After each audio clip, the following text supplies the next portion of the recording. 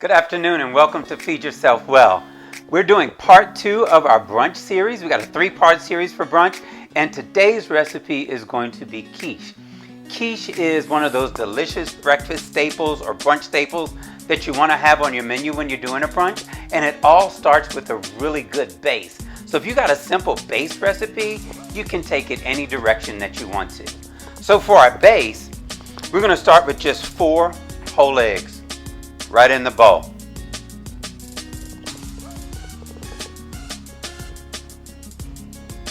I've got a half a cup of heavy whipping cream and a half a cup of milk, whole milk. And I'm just going to add that to the eggs. A little splash there, doesn't hurt. To this, I'm going to add in about half a teaspoon of salt. The salt is going to help break up the proteins in the eggs, so they're going to whisk and become homogeneous much faster. I'm going to add, I've got a pinch of white pepper. So I'm using a little bit of ground white pepper, about a quarter teaspoon to a pinch. Doesn't take a whole lot. But it's going to give me a nice clean looking quiche without the black specks of pepper. For this dish, I really don't want to see that. So that's it for the base. And just with a fork, whisking until the eggs are completely broken up and they become homogeneous. The milk and the eggs are all coming together as one. This is a custard. So quiche is a baked custard. The filling can be anything you want at this point. You want to do cooked crumbled bacon, you can. Ham, crab meat, cooked shrimp, anything you want. Make sure your proteins are cooked before they go in, because it's not going to bake long enough for them to completely cook if they go in raw. So you want your proteins to go in cooked. But instead of adding anything extra to it, we're just doing a cheese, a quattro formaggio, which is 4 cheeses that have already been shredded, and I've got about 2.5 cups of those cheeses. It's a combination of Parmesan, Asiago, Fontina, and Provolone. The Fontina is going to give it that really creaminess, and then the Asiago is going to give it that big cheese flavor that you want when you're making a quiche or anything that's going to be baked. Macaroni and cheese, a little Asiago. An omelet, Asiago, gives a big cheese bite to it. So in goes the cheese. So I've got 4 eggs, half a cup of heavy whipping cream, half a cup of whole milk, a half a teaspoon of salt, and about a quarter teaspoon of white pepper. And that's all I'm going to add for the filling for the cheese quiche. Okay, and set that to the side, and let's talk about our pie crust. So we got our pie crust ready. Now this is a store-bought refrigerated pie crust. Save the time. For something like this, when you're doing a brunch menu, you've got a lot of different moving parts to it. Make sure that you take the shortcuts when you can. This is a shortcut. Buy the pie crust. You're gonna bake it off. It's still gonna smell great. It's gonna be delicious. You're not gonna disappoint your guests by using a ready-made store pie crust. So that I've lined into just a regular tart pan that I'm going to bake it in. I'm going to take some parchment paper that I've cut in half, and I'm just going to lay it across the pie crust, because this step is crucial to having a nice pie crust that is totally cooked on the bottom of the pie, and that's blind baking.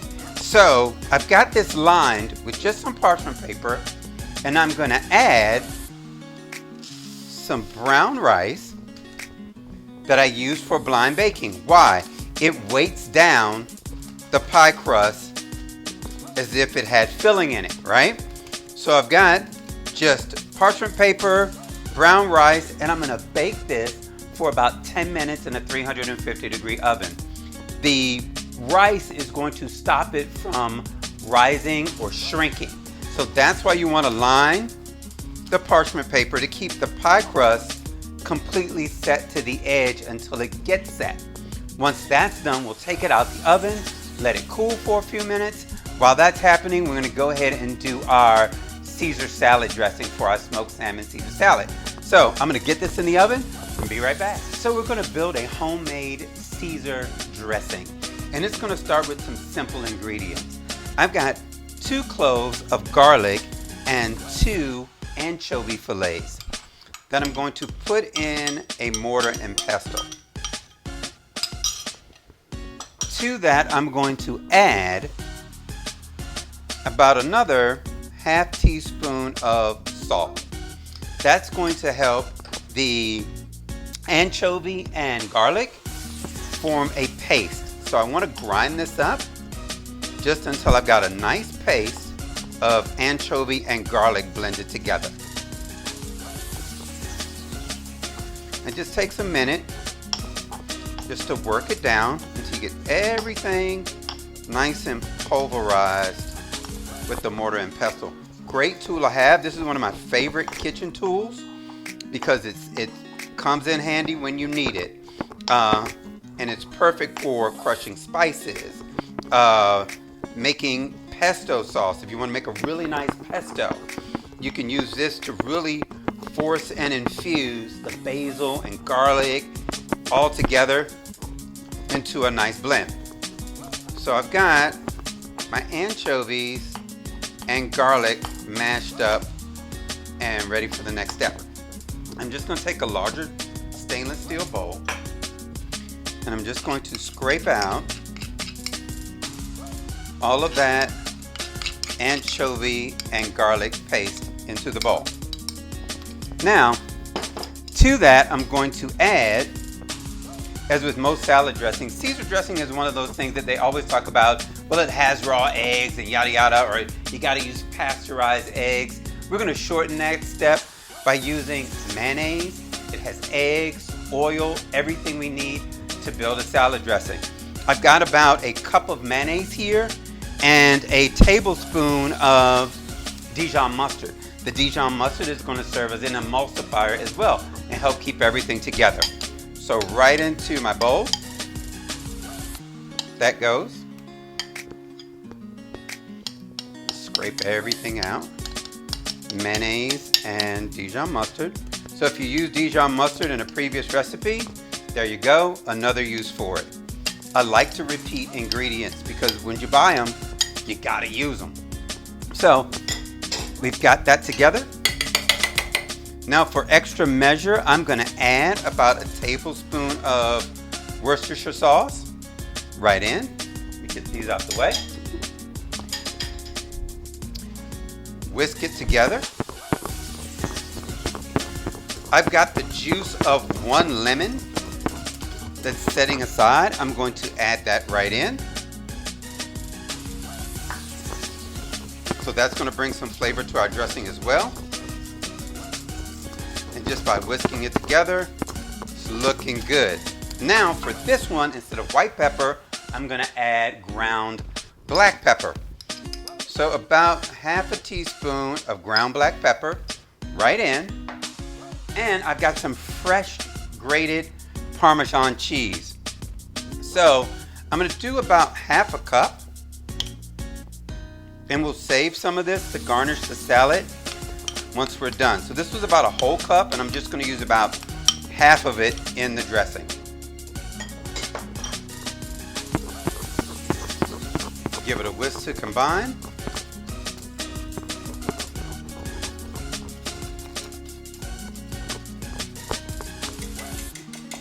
It's looking like Caesar. Let's set that to the side. I'm going to use this spoon as a tasting spoon. I just want to taste it. If I need to adjust it, I can. Oh, Caesar dressing. Done. So let's go back, check on our pie crust. It's been in. It's blind baking, just a set. And then we're going to fill it with our quiche filling, stick it in the oven, and we'll pull our salad together. Okay, so it's been about 10 minutes, and our pie crust has started to set. And that's all we want. It hasn't picked up any color. It's still very pale, it's very soft, but it's beginning to set. So it's in a good place. Now, you just want to pick up your parchment paper and remove the rice right out of the pie shell.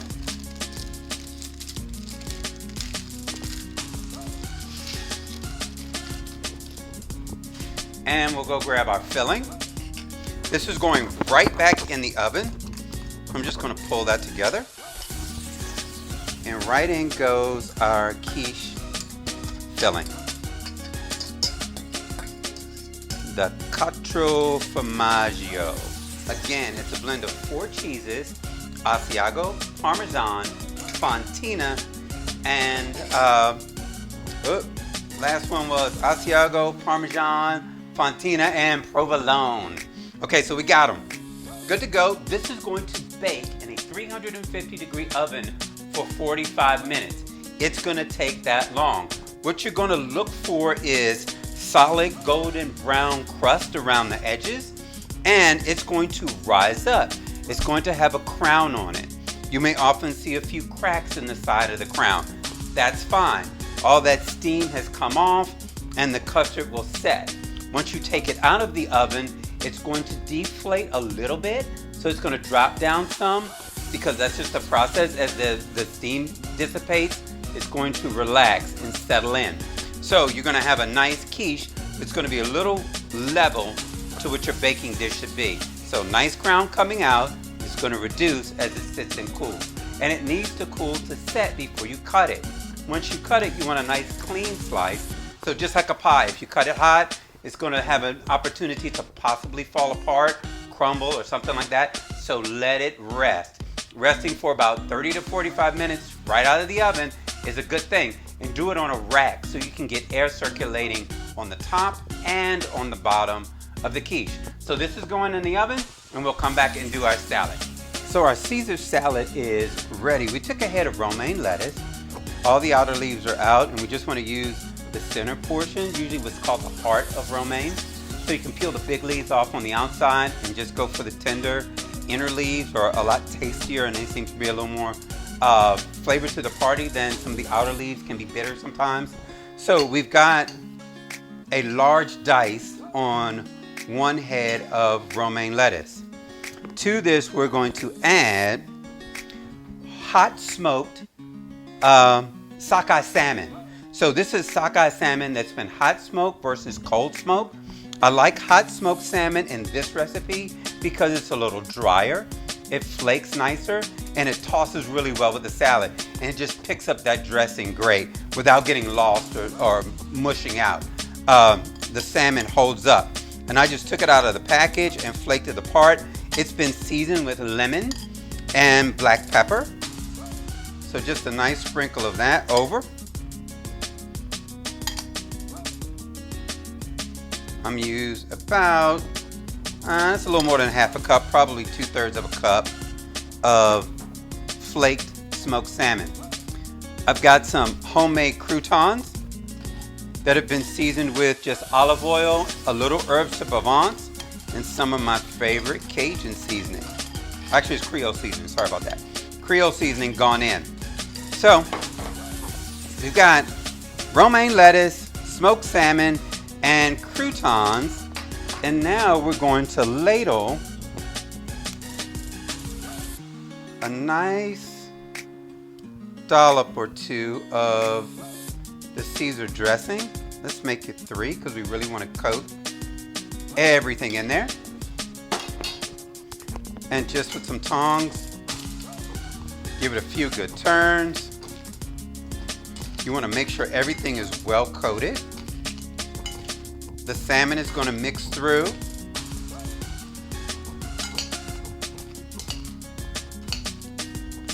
That looks great. This is one of my favorite go-to recipes. I used to use it a lot when I was catering because it's quick, easy. A lot of folks like it. I can think of probably 3 or 4 big parties that I've done and used this salad for. It's great for brunch when you're building a brunch menu. You want to have a salad course of some type, so this is a good one. A panzanella is another great salad for brunch. So I've got it ready. It's all tossed together. I'm going to put some right on our plate. Oh yeah, that looks good. So we got our smoked salmon Caesar done, and I'm going to add just a little shake of that Parmesan cheese over the top. And set that to the side. We've got a quiche that's already prepared that I did earlier so we could get that crucial resting time in. It's all done. If you can see, when it came out of the oven, it had a nice crown on top and it's sunken in just a tad. That's fine. You want it to look like that. I'm gonna grab a knife and we're gonna cut this and see what it tastes like. So, for brunch, let's not be stingy. Let's make it a nice slice of quiche. The par baking of the crust really helps because when you lift this guy out, you really want to be sure that you're getting all the crust with it. Nice clean slice of quiche there. Let's set this one to the side. You can see it's cooked all the way through. Lots of cheese. Now it's the best part of the day, is the tasting day. I'll turn it around so you guys can take a look at that. There's our dish for the day. The Quatre Formaggio quiche. Start with a good base. You can add whatever you want. A simple salad garnished on the side. Perfect combination for brunch. Next week will be part 3, which will be our final in the brunch series, and we're gonna do crabs. We're gonna do Maryland style steamed crabs. So look forward to it. I look forward to hearing the comments that you guys have. If it's anything that you want to see us do, happy to do it. Please remember, feed yourself well. Let's taste it. Oh man.